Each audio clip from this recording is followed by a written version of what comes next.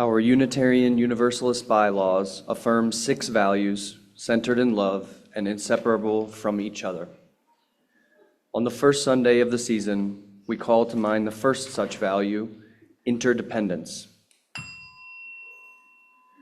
We honor the interdependent web of all existence. We covenant to cherish Earth and all beings by creating and nurturing relationships of care and respect. With humility and reverence, we acknowledge our place in the great web of life, and we work to repair harm and damaged relationships. We will pass the peace this morning in plain old English. Peace be with you. Please rise, pass the peace to those around you, and stay risen for the opening hymn. Peace be with you. And also with you.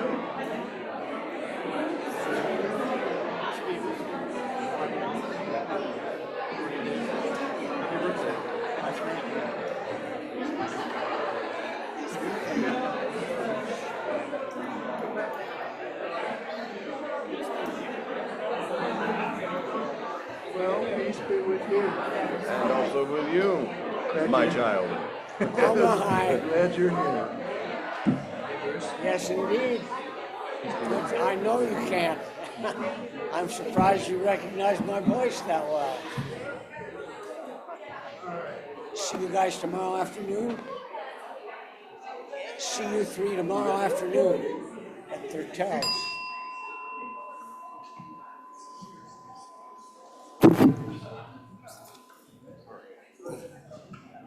Please join us for our opening hymn, number 138 in your gray hymnal, These Things Shall Be.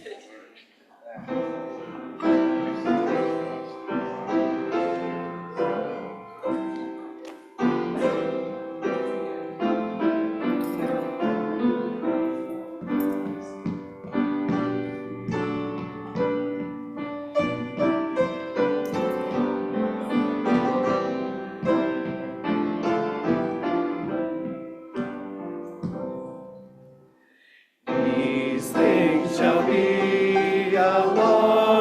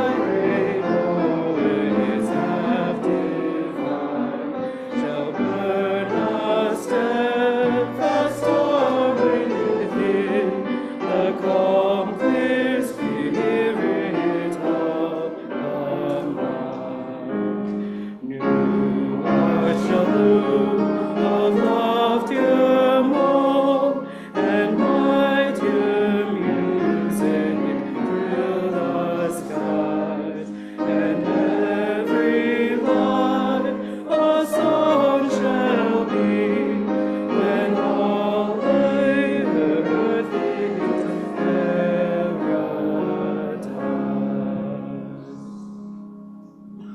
Be seated. Welcome. Good morning.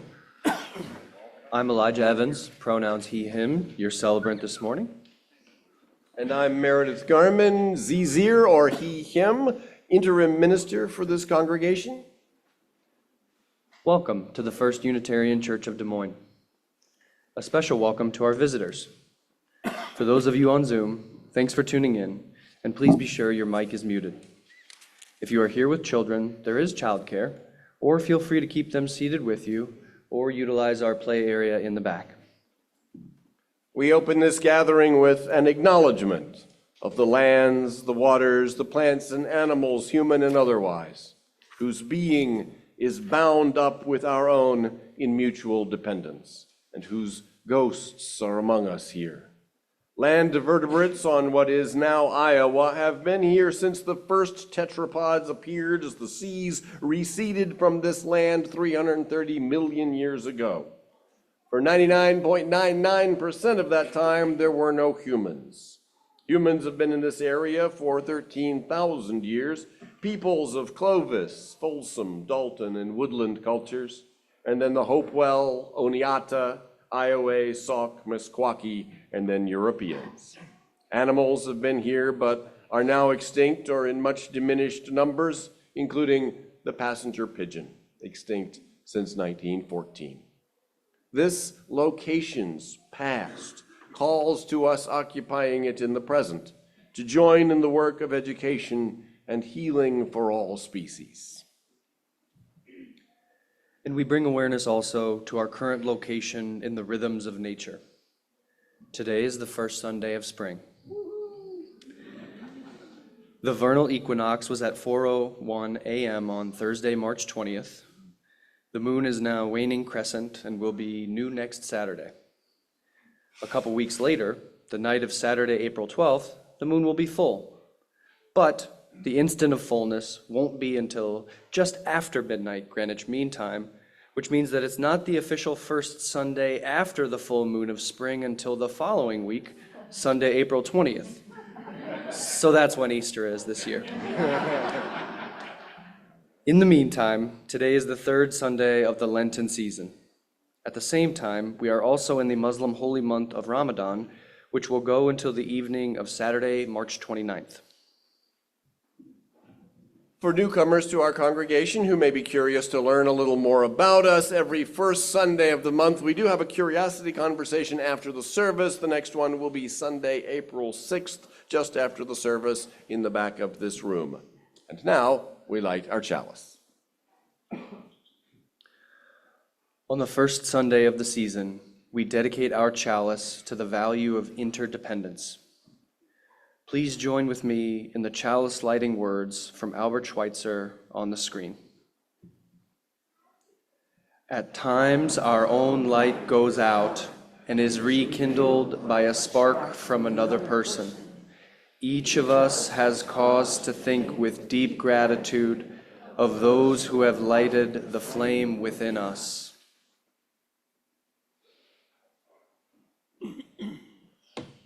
We are a people of covenant, not of creed, and we express our covenant in our denomination's bylaws, our bond of union, our mission, and our relational covenant.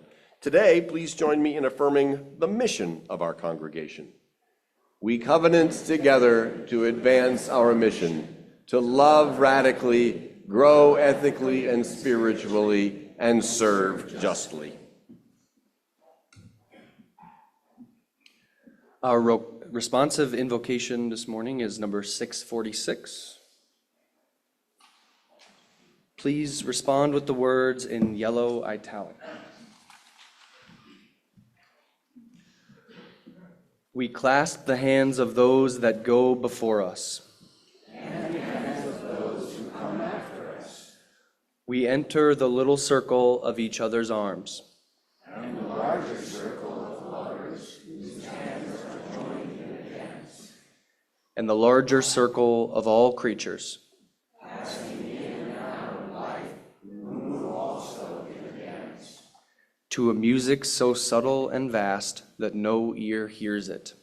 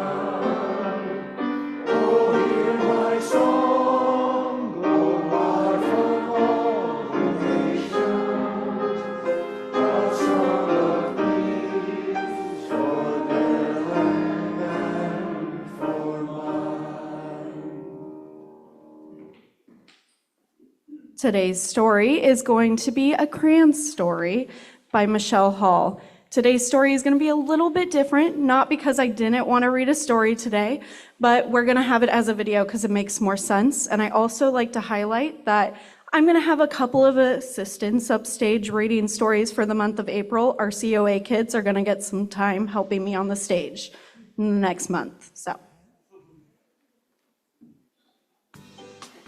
Red, A Crayon's Story by Michael Hall. Don't forget to give this video a thumbs up and subscribe for more read-alouds. He was red, but he wasn't very good at it. Oh dear. His teacher thought he needed more practice.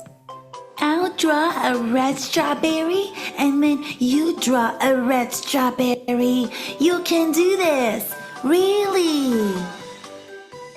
But he couldn't really. Like this? Oh my, let's try again. His mother thought he needed to mix with other colors. Why don't you two go out and draw a nice round orange? A really big one? A really orange one. But they made a big greenish one. Yuck! Oops. His grandparents thought he wasn't warm enough. Your class is making self-portraits for Parents' Night. Wear this warm red scarf. Nice. It's so you. But it so wasn't. Oh dear me. Everyone seemed to have something to say. Amber, sometimes I wonder if he's really red at all. Hazelnut, don't be silly. It says red on his label. Cocoa Bean, he came that way from the factory. Fuchsia, frankly, I don't think he's very bright. Grape, well, I think he's lazy. Army Green, right, he's got to press harder. Teal Gray, really, apply himself. Sunshine, give him time. He'll catch on. Sea Green, of course he will. But he didn't catch on. Green Frog, Black Sheep, Brown Cow, Red Egg. Oh. All the art supplies wanted to help. The masking tape thought he was broken inside. This will help hold you together. The scissors thought his label was too tight. One snip should do it. I thought he wasn't sharp enough. Stay still now. But even with all our help and all his hard work, oh no. He just couldn't get the hang of it. One day, he met a new friend. Barry, will you make a blue ocean for my boat? I can't. I'm red. Will you try? So he did. Thank you. It's perfect. You're welcome. It was easy. And he didn't stop there. Bluebells, blue jeans, blue bird, blueberries, blue whale. I'm blue. He was blue, and everyone was talking. Olive, my son is brilliant. Amber, who could have known he was blue? Hazelnut, I always said he was blue. Cocoa Bean, it was obvious. Berry, his blue ocean really lifted me. Sea Green, all of his work makes me happy. Brown, his blue strawberries are my favorite. Apple Green, he's so intense. Yellow, I'm going to make a green lizard with him. A really big one. Gray, I hear he's working on a huge new project. Scarlet, he's really reaching for the sky. And he really was. The end. Subscribe for more read-alouds. So at this time, we do not have classes today, but we do have some activities in the back of the space where children are able to either do them in the back in the We Worship area, or they're welcome to take them to the seats with them.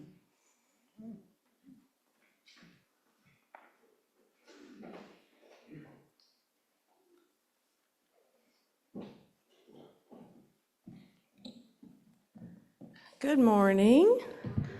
My name is Crystal Loving, she, her, and I'm gonna wear a couple hats today, but there's one central theme to all of the hats, and it is food. And so whoever looks down upon that. So first, be open to how the food is set up out in the sharing space today. They're trying something new, and I only figured that out because I was out there setting some things up for the food fair, which you all got a little flyer sitting in when you got your order of service today. And so I will be sitting outside doing double duty today, all about food. So the food fair, we're encouraging people to get signed up, and I'm going to bring this to your attention sort of to connect it to the third topic that I have. And this is one of the biggest fundraisers that we actually hold in the church, and it is a line item in our budget every year. And we can only make it successful with you and your support of it. So if you have any questions, feel free to stop and talk to me, and hopefully we can find somewhere for you to fill in. You don't have to have the idea. We need support in a number of different ways. So we ask you to bring yourselves to that, because that money goes in the budget. Another line item in our budget that I'm going to talk to you today about is some of our social justice work. And one of those is often shorthanded to feds. And as a federal employee, I don't know where that name comes from, Bruce, right? So when I think of the feds, I think of the feds. And so really, Feds has been around for quite some time, and it actually stands for Feed Every Deserving Soul. And through Feds, there have been a number of activities over the years. One of them still goes on to this day, and that's serving down at the shelter. Once a month, we sign up and serve at the shelter. And serving at the shelter actually has a number of different roles. Food prep, shopping, actually being maybe just dropping off some cookies that you made, or actually being the person that comes down and helps and serve.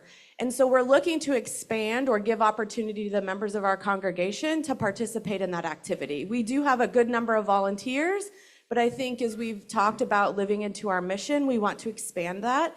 And so then in addition, prior to the pandemic, there used to be service at the Children, Family, Urban Movement, which was done through Trinity Methodist Church, and we're gonna start that back up as well. So again, we need another group of volunteers who are willing to serve, prepare food, and we'll train you and teach you. So sometimes I cook 30 pounds of pork, 20 pounds of pork once a month, and I shred it, and then I just drop it off and somebody else serves it. So there's a good number of spaces to serve. So if you are interested in doing that, I will be sitting at the booth outside again after service and taking any names and emails, and then we'll set up a meeting to try to train individuals and hopefully give more of you opportunity to serve in our community. Thank you. Chapter 11, Transylvania Introduction. In the 16th century Europe, the ideas of anti-Trinitarianism and religious freedom went together. And they began to pop up in the thinking of a number of writers. We have mentioned books that questioned the Trinity, Martin Borhaus in 1527 and Miguel Serveto in 1531, and Sebastian Castillo's writing that called for religious freedom, saying, "To kill a man is not to protect a doctrine, it is to kill a man." Other intellectuals of the time, especially after Miguel Serveto's execution in 1553, were also writing to either criticize Trinitarianism or advocate religious freedom, and typically both. These two central ideas of Unitarianism, anti-Trinitarianism and religious freedom, began to find a home in two places, Transylvania and Poland. We'll go first to Transylvania. It's in what is now Romania. Here's a map of current-day Romania showing Transylvania as a central and western district. And here's a map showing how the Carpathian Mountains curl around and provide a natural protection to Transylvania on three sides. After the fall of Rome, various barbarian tribes lived and moved through there. Then the Magyars, Hungarians, conquered the region in 1003, and for 500 years it was part of Hungary. In 1526, Ottoman Turkey defeated Hungary and was content to allow the Transylvanian region to be an independent country, a buffer between Hungary and Turkey. Transylvania was an autonomous state for about a century and a half before being reabsorbed into Hungary and later Romania. During that brief time, autonomous Transylvania created and gave to Europe two amazing things, neither of which is Count Dracula: the first Unitarian churches and the first government edict of religious toleration.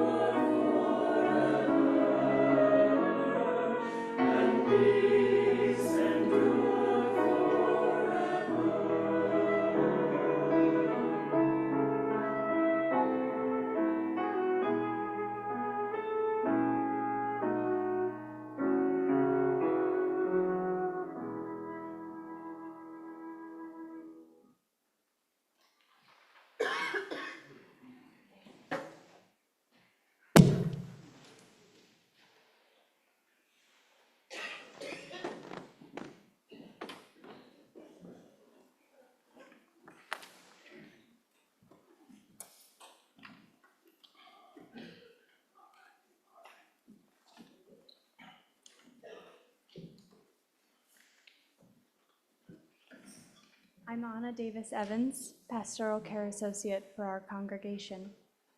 You're invited to call upon the pastoral care team if you're going through any significant life transition, just to talk it over. You can reach out to us at pastoralcareteam@ucdsm.org.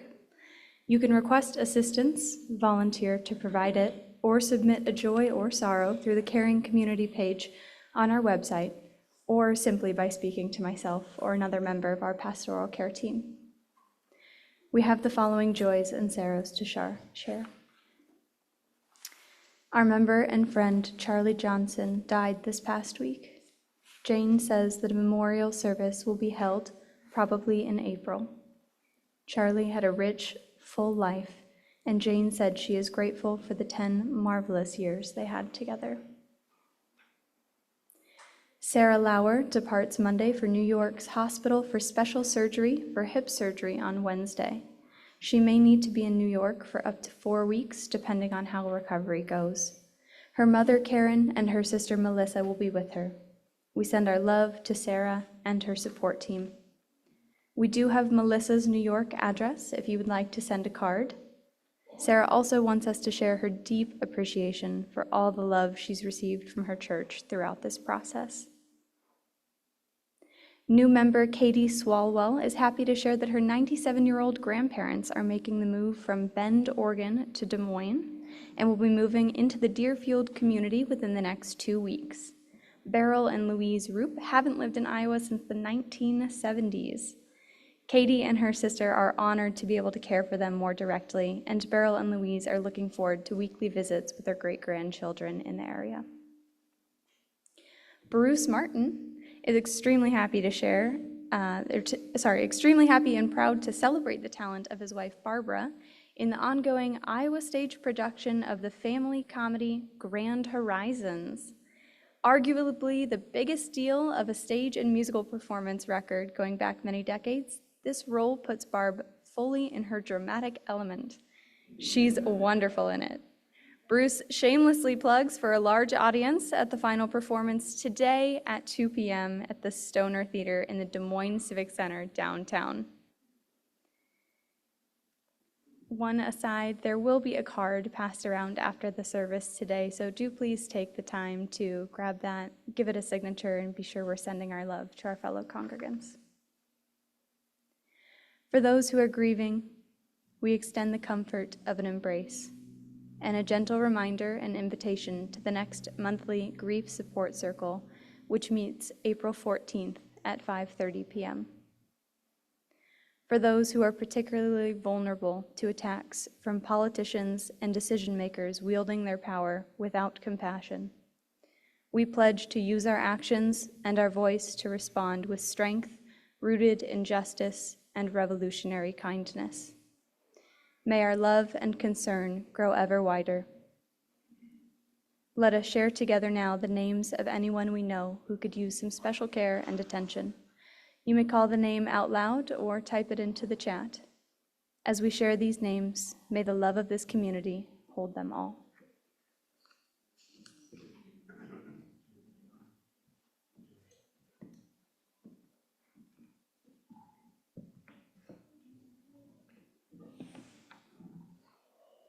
Dear Spirit of life and love, we pray so that we might hear our own heart's yearnings and by them be guided. Let us open our hearts to feel everything, all the world's pain and all the world's joy. As bloodshed resumes once again in Palestine with airstrikes Tuesday morning, while beloved human beings were sleeping, we continue to mourn and pray for shalom in the Holy Land. And during this month of Ramadan, a time of prayer and reflection and fasting in the Muslim tradition, we long for salam for all your people. We continue to pray for peace in all areas of the world. Ukraine and Russia, this day we keep in mind with a breath of relief the exchange of 372 prisoners of war that were swapped this week. May this gesture of goodwill lead to a ceasefire. In our own country, legal residents are being deported for being activists. We fear that rights of free speech only apply to some. At the same time, we rejoiced this week that astronauts Suni Williams and Butch Wilmore returned safely to Earth after being stranded on the International Space Station 9 months. We rejoice with Sebastian Bozil, the first patient ever cured of sickle cell anemia. And we rejoice for the human rights win in Japan, where the Nagoya High Court ruled a same-sex marriage ban unconstitutional, the fourth court to do so. We ask of ourselves the mindful intention to delight in what is good, confront what is cruel, and heal what is broken. Amen.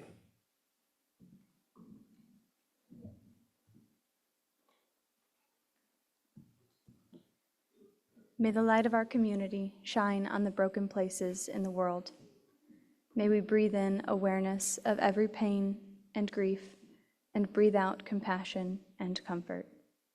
We light 3 candles, one for the joys and sorrows shared aloud, one for those shared in writing, and another for those held silently among us.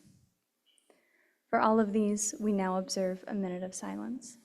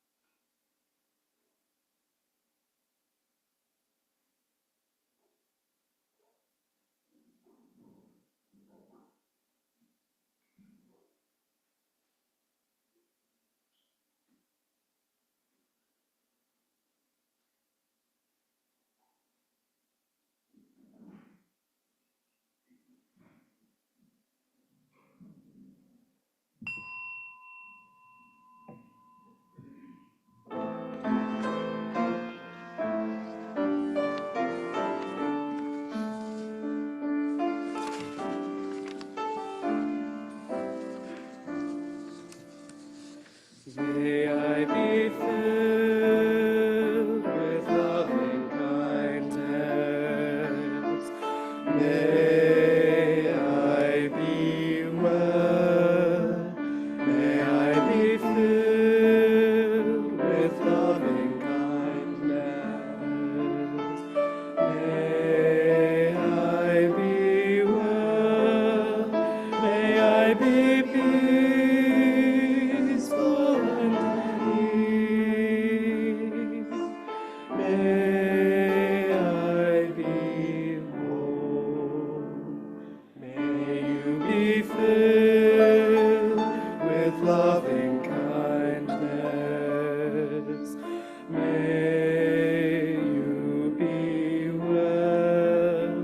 May you be filled with loving kindness.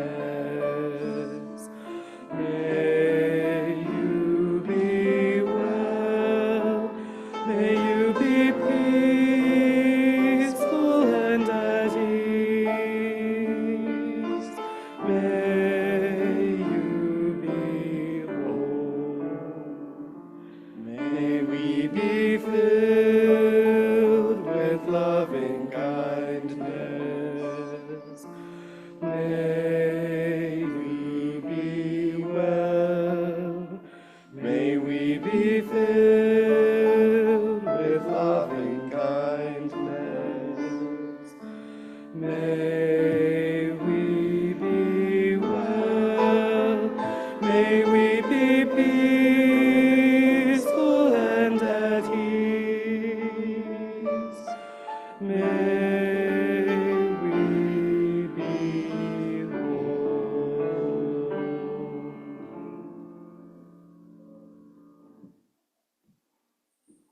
Our training in compassion this week is be grateful to everyone. Very simple, but very profound. We began life entirely dependent on others, and while we now exercise greater autonomy than infants, we are still dependent on others to grow our food, till the soil, transport the food, staff the stores where we get it. We depend on others to make our cars and pave the roads and extract and refine the fuel, make our clothes and our homes. But more, it is thanks to others and their presence and effort that you have friendship and love and meaning in your life. It is thanks to others that we are who we are. They cared for us, taught us, gave us the language that we think in, the language in which we tell ourselves the story of who we are and what we're trying to do and what we're feeling. We did not invent this language that constitutes ourselves. The idea of an independent, isolated, atomized person is impossible. Every thought in our minds, every emotion we feel, every word that comes out of our mouth, every material sustenance we need to get through the day comes through the kindness and the interaction with others. And not only with other humans, our non-human companions, the wildlife that sustains ecosystems that sustain us, and the animals whose pain and flesh provides food for some humans, will all contribute to making us who we are. Indeed, the whole of the earth, the soil, the sky, the trees, the air we breathe, and the water we drink constitute us. We not only depend on all of this, we are all of it. And it is us. Gratitude is the happiest of attitudes. You simply cannot be grateful and unhappy at the same time. So be grateful to everyone all the time.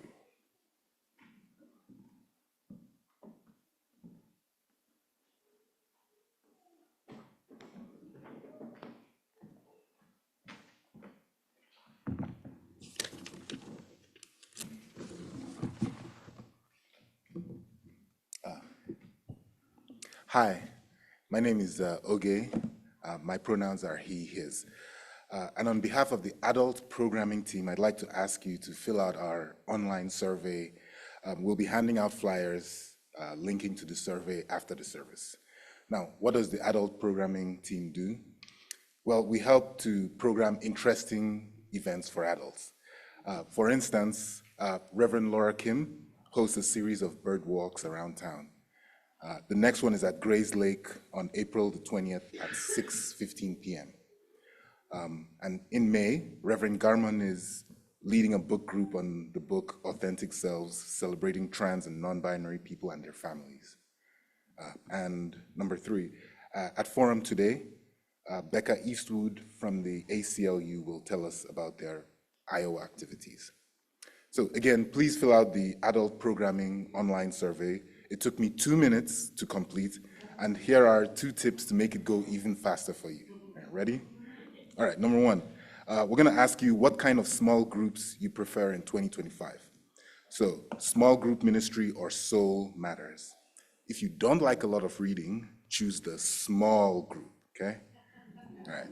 Second tip, we're gonna ask what books you'd like to study at a book club on a scale from 1 to 5, and then we'll list the books. So now for each book, if you can imagine a world in which you'd read that book, select 5 for very interested. Otherwise, select 1 for uninterested. Got it? All right. So please fill out the survey after the service. Thanks for your time.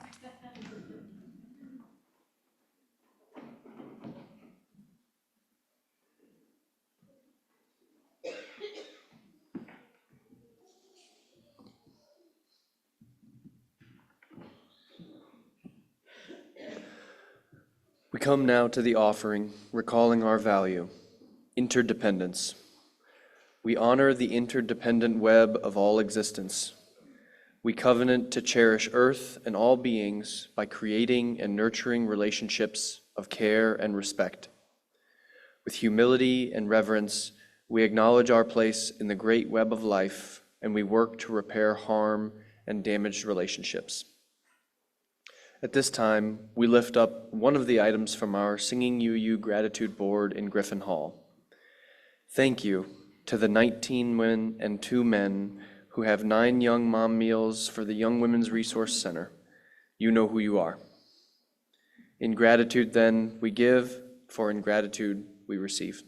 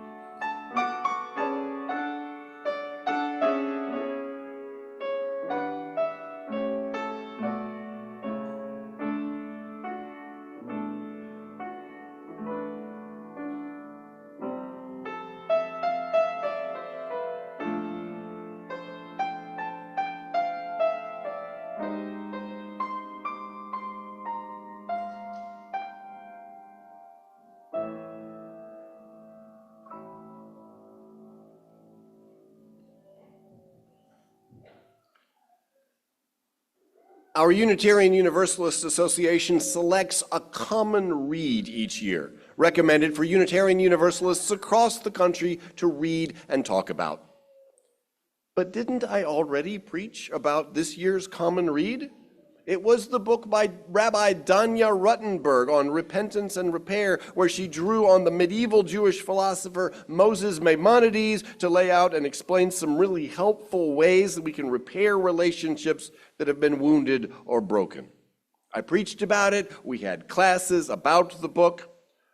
Ruttenberg's book was actually the common read for 2023-24, and we were getting to it a little later in 2024.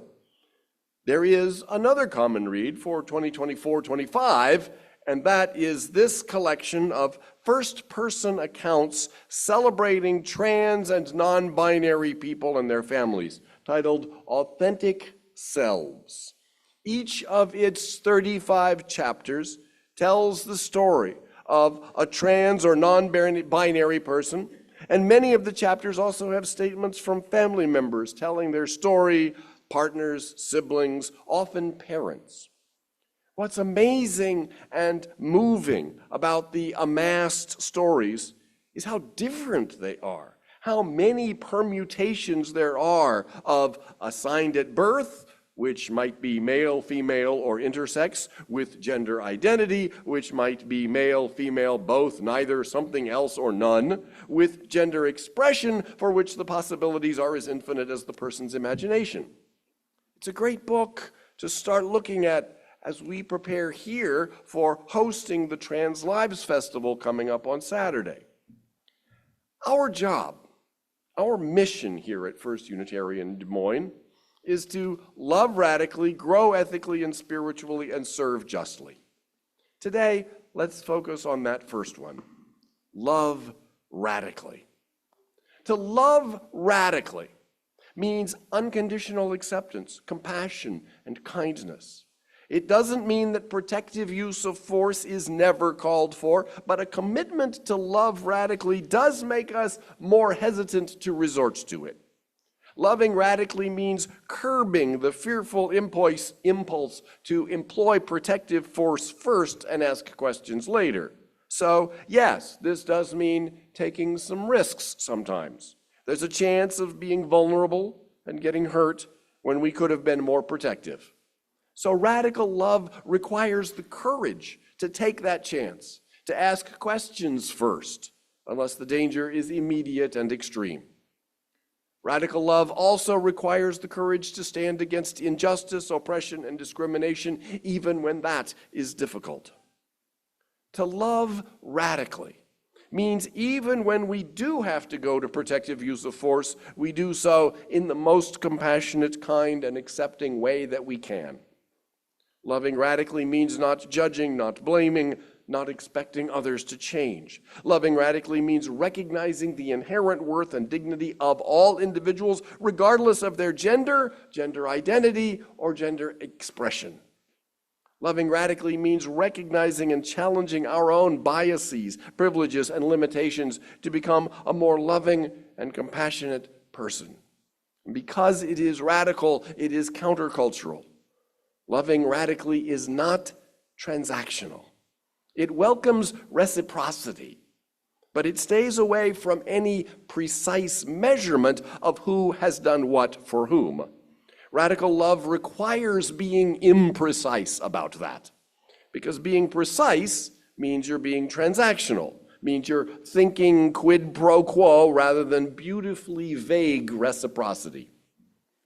Radical love includes yourself, so it doesn't mean being a slave to other people's needs. You also count, your needs also count. But radical love recognizes that one of those needs is to help others because their suffering is yours. So no one has to earn your positive regard, your respect of their dignity. To love radically is to commit to unconditional solidarity in which all beings, just because they exist, are worthy of being loved. Radical love refuses to flatten people into roles, labels, or projections. Radical love's enemy is judgmentalism, and its allies are curiosity and a willingness to embrace complexity. To love radically is a deliberate act of resistance, of liberation, and of deep presence, disrupting systems that thrive on fear, hierarchy, and disconnection, systems that benefit when we believe we are separate, unlovable, or alone. There's a close connection between love and understanding, as the Vietnamese Zen monk Thich Nhat Hanh has emphasized. He says, understanding and love are not two separate things, but just one. To develop understanding, you have to practice looking at all living beings with the eyes of compassion. When you understand, you cannot help but love. And when you love, you naturally act in a way that can relieve the suffering of people. He added, understanding is the very foundation of love. If understanding is not there, no matter how hard you try, you cannot love. Understanding is love's other name. If you don't understand, you can't love. So the better we understand, the better we can love. And there are some things we all simply need to know about gender identity. Many of us do know these things, but I need to rehearse them to make sure we're all on that page so that we can all understand and love radically. Gender identity means a person's internal, deeply held sense of their own gender, which may or may not align with the sex they were assigned at birth. Gender identity is different from gender expression, which is how one presents oneself to the world. In our culture, clothing styles, hairstyles, makeup, and certain behaviors are key ways that a person expresses gender. A person's gender identity can be cisgender, aligning with sex assigned at birth, transgender, not aligning with the sex assigned at birth, non-binary, identifying as neither male nor female or both, Genderqueer, identifying as something outside the traditional male-female binary. Agender, not identifying with any gender. Or bigender, identifying as both male and female. There's a lot of possibilities, and it can be hard to understand. But love helps us understand, and understanding helps us love. We should all be familiar with the formula insistent, persistent, and consistent. Children do sometimes have a phase of experimenting with or exploring gender expressions. Of course, give them the space to experiment and explore. It can be fun to try out all kinds of roles and expressions. If they are genuinely transgender, then they will be insistent, persistent, and consistent about it. Insistent: is the child you had thought was a girl adamant that Z is a boy? Or is the child you had thought was a boy adamant that Z is a girl? Persistent: the child's cross-gender identification persists over time.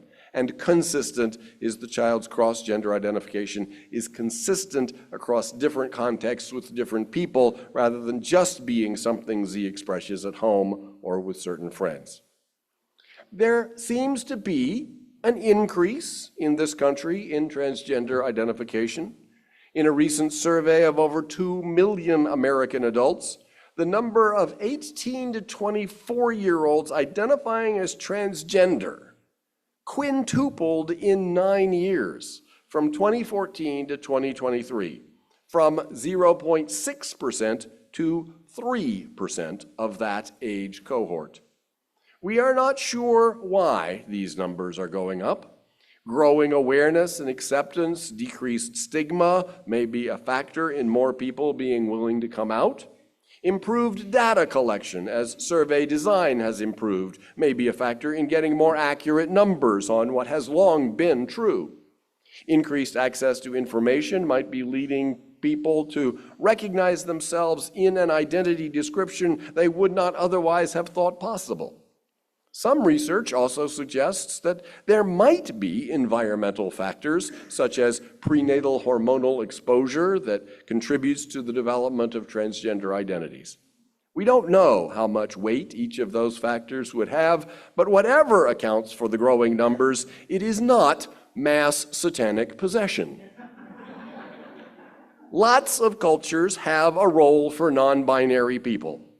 The Navajo, Nadlihi, could have been assigned either male or female at birth, but they embody both male and female qualities and fill a respected spiritual and social role. The Lakota, Wintke, is typically a male-bodied person who takes on a female role in ceremonial and artistic functions. The Zuni Lamana are male-bodied in traditionally female roles, respected as mediators and craftspeople. The Omaha Mixuga have cross-gender roles, often involved in rituals or crafts. The Cheyenne Hamene are half man, half woman, individuals with spiritual or social importance. The Cree recognize gender-diverse people with unique roles. The Ojibwe language has a term for people with a man's body and a woman's heart. Looking beyond indigenous North American cultures, in Samoa, the traditional culture had fa'afafine, people assigned male at birth who live and identify in a feminine gender role and are recognized, they are a recognized third gender with social functions seen as natural and important. Cultures from India, Pakistan, Bangladesh, and Nepal have the hijra, also recognized as a third gender. Hijra can include transgender women, intersex people, and others who don't fit neatly into the male-female binary. They traditionally had important ceremonial roles.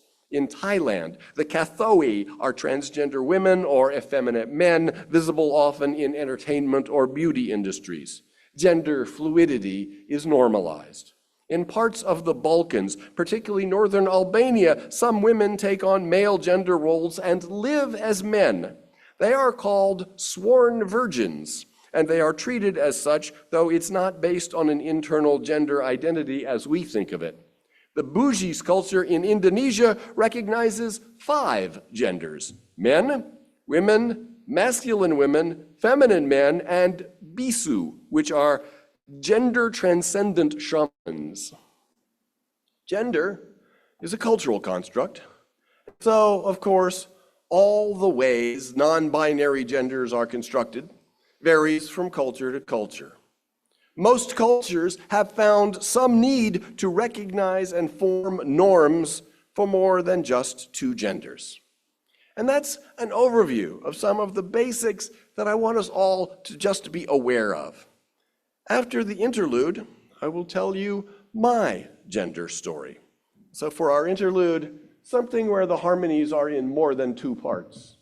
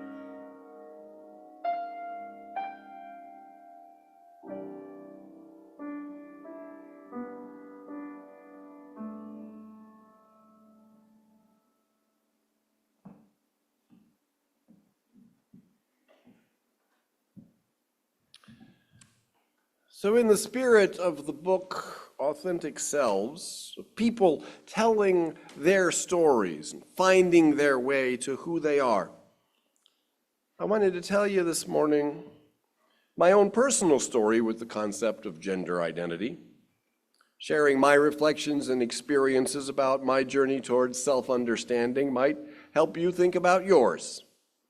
I am not sure I have a gender identity.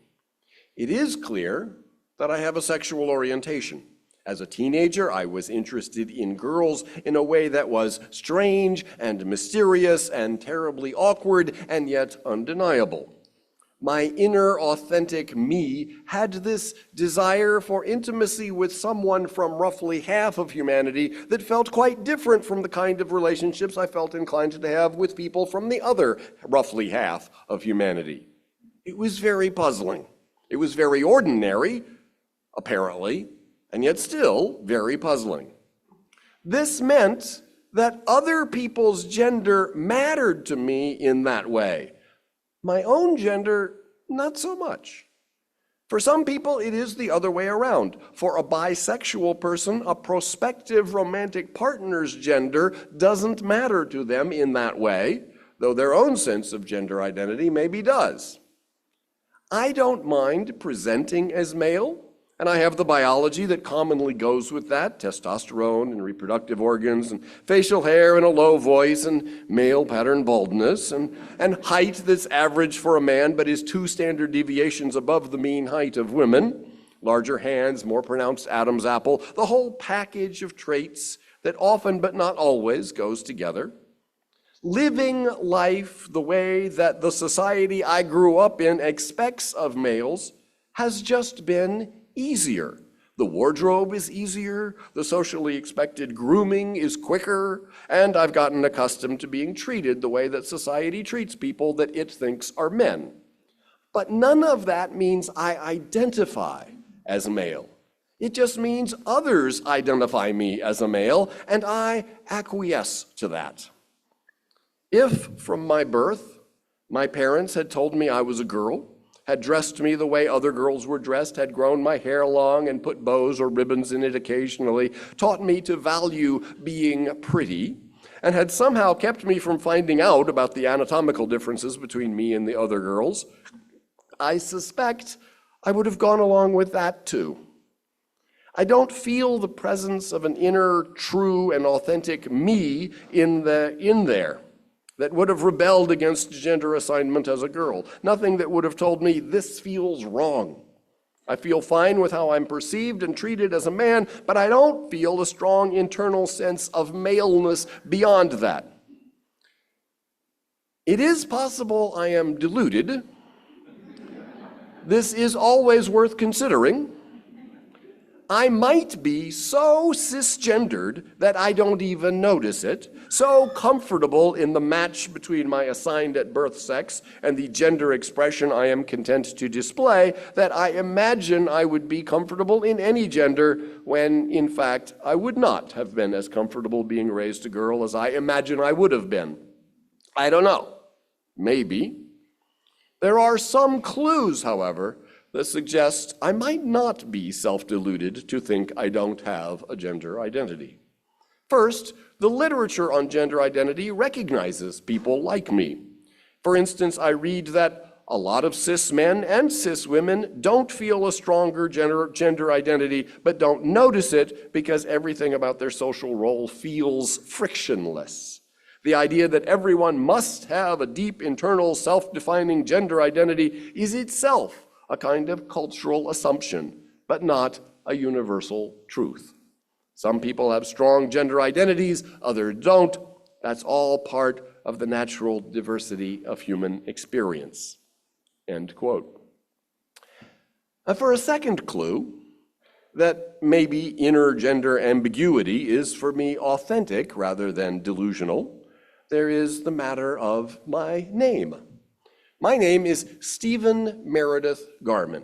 From birth through 9th grade, I went by Stephen, and in high school shortened it to Steve. And when I went away to college at age 18, I decided to go by my middle name. I happened to share that middle name with my father, who was Gerald Meredith Garmon, and with his father, who was Orion Meredith Garmon, which means that his initials were OMG.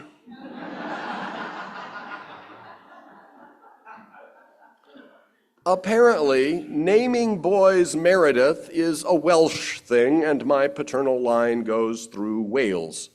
Partly, I liked the hint of dark romance about it. Meredith seemed to my 18-year-old self like the kind of person you might find brooding on a moor, like Heathcliff or Ravenel. But mostly, I liked that it was gender ambiguous. In fact, in the US, it's much more often a girl's name, and that fact was attractive to me. I wanted a gender ambiguous name, and it was convenient that I didn't have to make one up, but could switch to using one I happened to already have.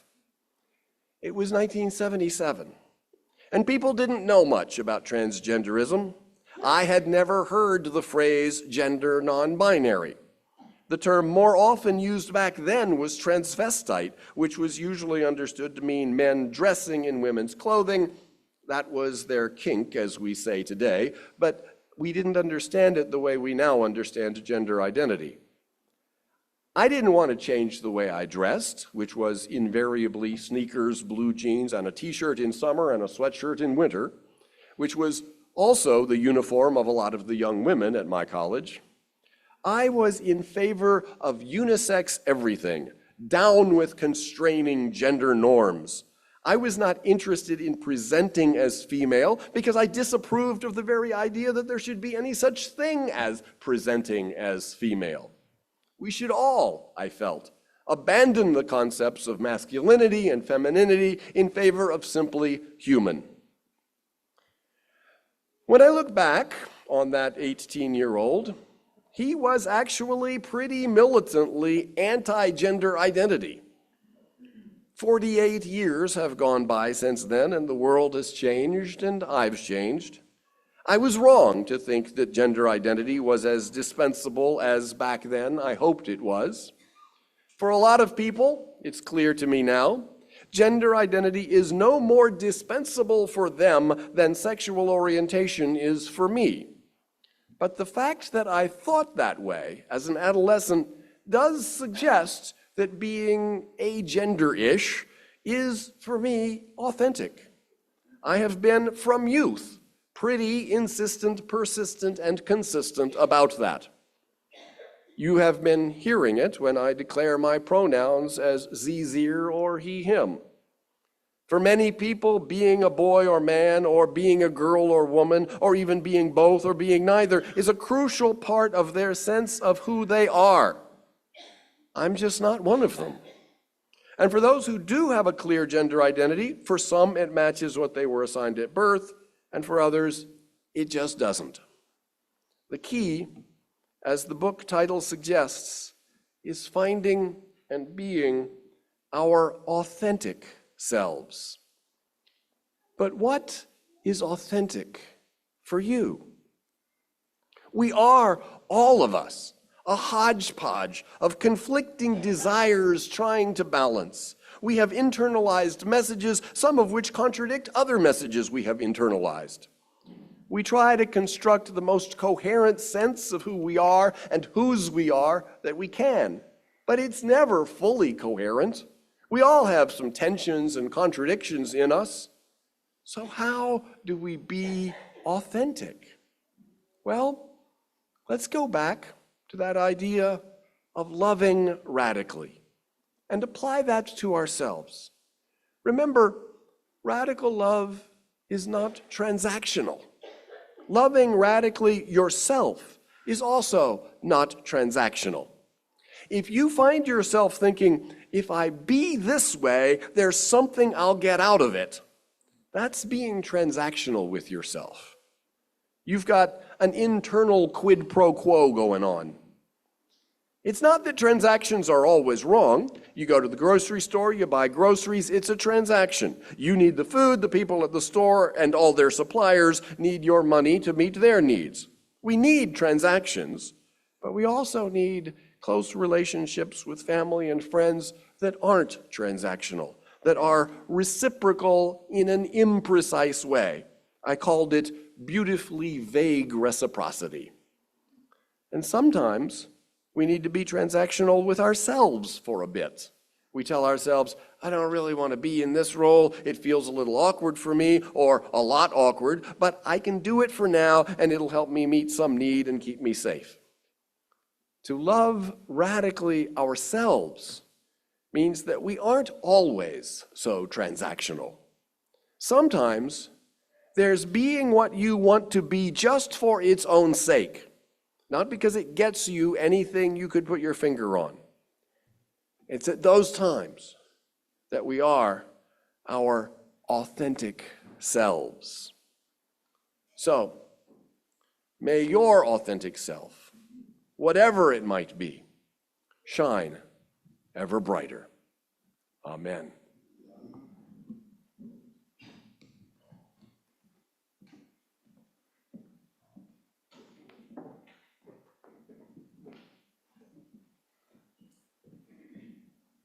Please join me in our closing hymn, number 1014 in your blue book.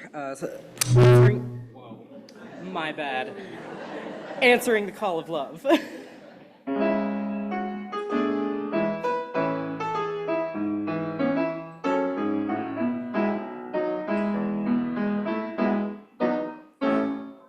Promise of the Spirit, faith, hope, and love abide.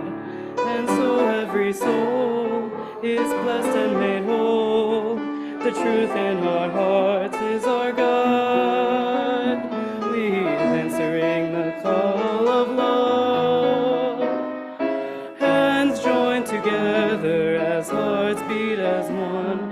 Emboldened by faith, we dare to proclaim we are answering the call of love. Sometimes we build a barrier to keep love tightly bound, corrupted by fear, unwilling to hear the massive beauty we found. We are answering the call of love. Hands joined together as hearts beat as one, emboldened by faith, we dare to proclaim we are answering the call of love. We are, a new day is dawning, when love will not divide.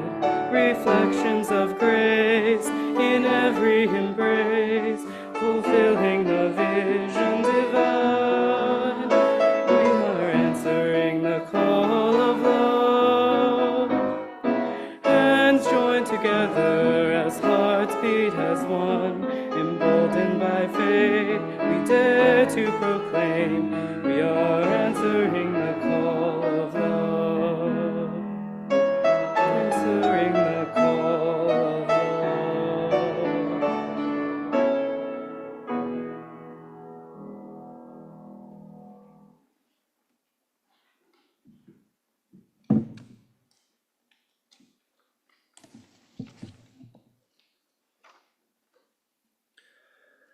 Please say with me our unison chalice extinguishing words on the screen. As we extinguish the flame on our chalice, we ignite it inside ourselves. Our commitment to our mission and to one another is an unquenchable flame. Until we again relight this flame, we remain together in spirit. May you leave this place knowing that you are good and you are loved. Take your light and your life from this place, use it to bless the world, and stay safe until we are together again. Go in peace.